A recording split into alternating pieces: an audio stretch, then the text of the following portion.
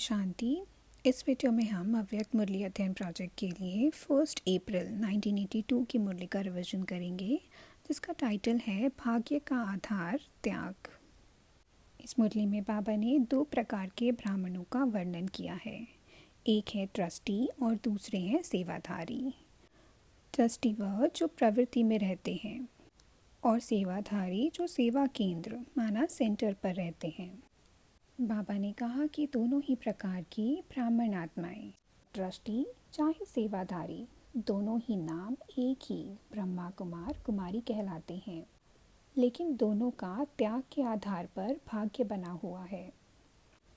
ऐसे नहीं कह सकते कि सेवाधारी बन सेवा केंद्र पर रहना यही श्रेष्ठ त्याग व भाग्य है। ट्रस्टी आत्माएं भी त्याग वृत्ति द्वारा माला में अच्छा नंबर ले सकती हैं, लेकिन सच्चे और साफ दिल वाला ट्रस्टी हो। फिर बाबा ने कहा कि श्रेष्ठ भाग्य की लकीर खींचने का आधार है श्रेष्ठ संकल्प और श्रेष्ठ कर्म। चाहे ट्रस्टी आत्मा हो चाहे सेवाधारी आत्मा हो, दोनों इसी आधार द्वारा नंबर ले सकते हैं। फिर बाबा ने कहा कि भाग्य ब्राह्मणों का जन्मसिद्ध अधिकार है। जन्मते ही भाग्य का सितारा सर्व के मस्तक पर चमकता हुआ है। ब्राह्मण माना ही भाग्यवान। लेकिन भाग्य रूपी खजाने को संभालना अर्थात स्व में धारण करना और भाग्य के खजाने को बढ़ाना अर्थात मन वाणी कर्म द्वारा सेवा में लगाना।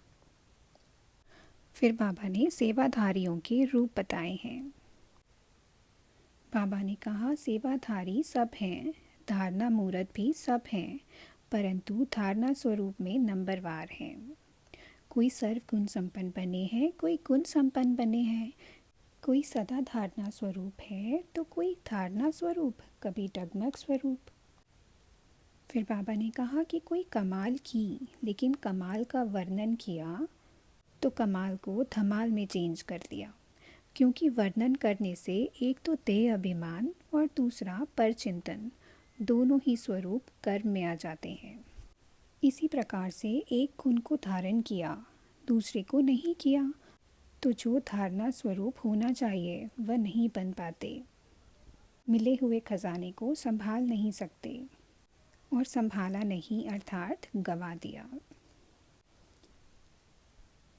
फिर बाबा ने कहा कि सेवाधारी बनकर सेवा करना, इसमें भी अंतर हो जाता है, क्योंकि कोई सच्चे दिल से सेवा करते हैं और कोई दिमाग के आधार पर सेवा करते हैं। लेकिन दिल से सेवा करने वाला दिलाराम का बनाएगा।